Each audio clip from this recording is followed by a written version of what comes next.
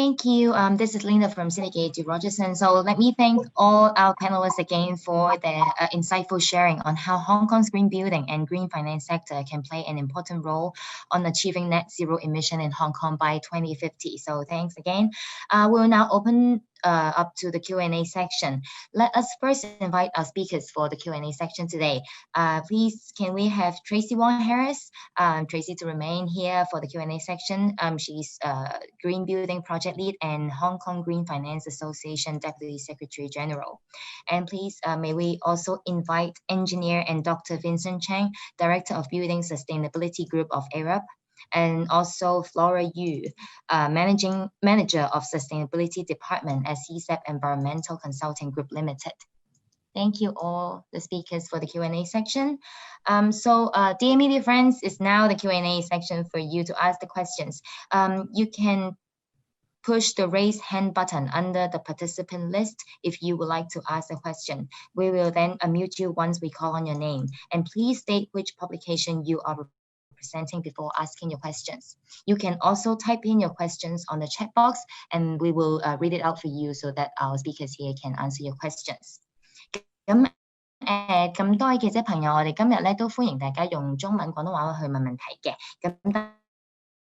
咁我都介紹一下今日會喺度回答大家問題嘅3位講者啦。咁包括有我哋香港綠色金融協會副秘書長及綠色建築項目負責人黃翠芝女士。奧雅納工程顧問東亞區可持續建築總監鄭世友博士工程師，同埋中國節能浩順環境顧問可持續發展部門集團經理余明女士嘅。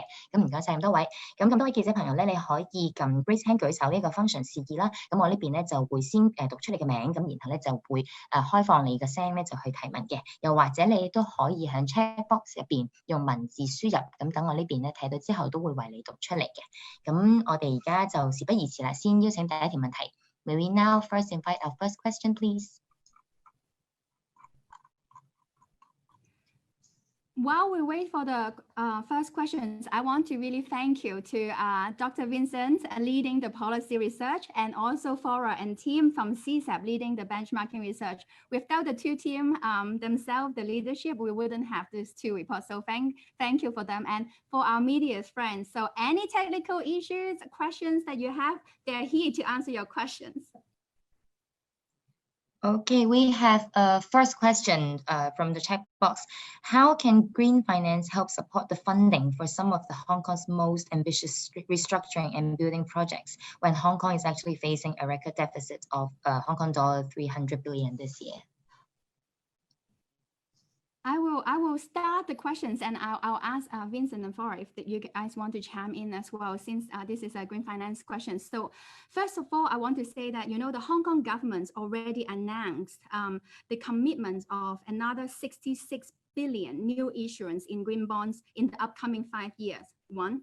Secondly, from the private sector, we continue to see strong green finance and ESG investment demands, even in times of COVID. Partly, this is driven by the regulatory pressures the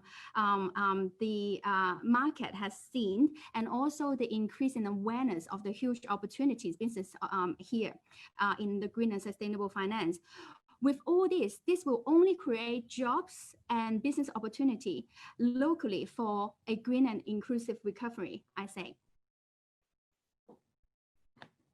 Improvement, let's say 20%, 30%, and according to Dept, and the loan itself, the financing itself will change the financing. So if you achieve a higher decarbonization energy efficiency percentage, then you get a cheaper financing. Or if you, and some of the deal that we have heard is even a penalty. So sustainability link both ways. One is to incentivize you if you can achieve a certain target. The other way is if you miss the target, there might be potential penalty for increase or for interest rate step up. We have seen this in the market. I think this is a very effective green financing tool to guide the market to go the right way in terms of moving towards a low carbon economy. Thank you, Tracy. May I just invite all the media, you can push the raise hand button so that you can ask the questions directly, or you can also I would say all kind of developed markets. I mean, green building is becoming kind of prevailing mechanism to help to drive this green developments. So I don't think it's a matter of should. It's actually they would actually do it themselves. I mean, the developers. So I think it's kind of a market pool that already been generated. So I think the all the developer, I mean, in the long run, if they still want to be relevant in the market, they definitely will be following the kind of this kind of trend and take part and take up as much as possible on those green initiatives. If you look from the perspective of user, I think when we say green building, we're not only talking about energy saving, but energy saving itself actually also help kind of bottom line of the ultimate end user, of course. But I think when we say green building, it's also related to the health and well-being of the user. I think so. I would say if really do it in genuine way, and all parties, be it the developer themselves or the end user, they will be benefits on this kind of trends and also developments. So I think it's actually a kind of win-wins for all. Thank you, Vincent. Flora, do you have anything to add, given that CECEP is also has a very strong green finance team in-house and also have a big client base in the real estate?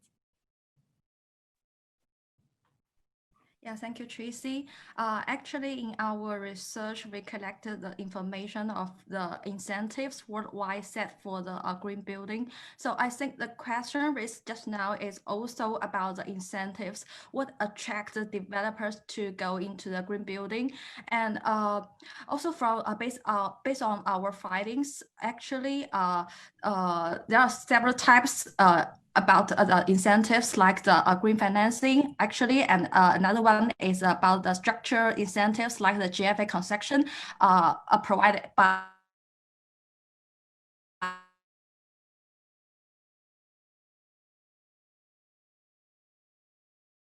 Binkas and another for the demand.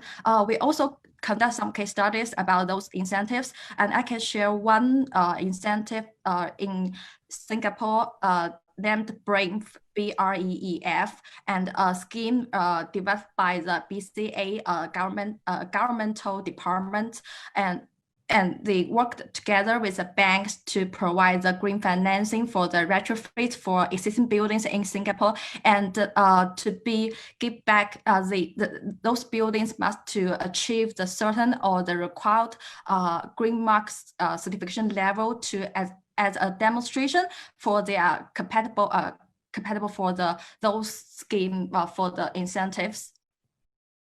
Thank you. I would also just like to add from the regulatory side, a lot of our developers in Hong Kong are listed companies. And since 1st of July this year, the stock exchange has required all listed companies to report their ESG report to be mandatory, especially on the governance side. So from the regulatory space, it's also giving a strong push to corporates to disclose and really look deep into having their assets, their property to grow green and sustainable. Linda, I think given the amount of times, I think we can only maximum take one more questions. Okay, let me read out the last question due to time limit. So is Hong Kong falling behind in terms of carbon neutrality in Asia? Are the reforms and suggested measure in the reports supposed to bridge the current gap and achieve the carbon neutrality goal by 2050? Okay, I will take this question. So the announcement of setting the clear target of net zero by 2050 in Hong Kong is a very good starting point. But as the report highlights, a building sector specific roadmap outlining concrete steps together with establishing an effective cross-agency body to collaborate among agencies would be really essential in moving the net zero agenda forward for the building sector.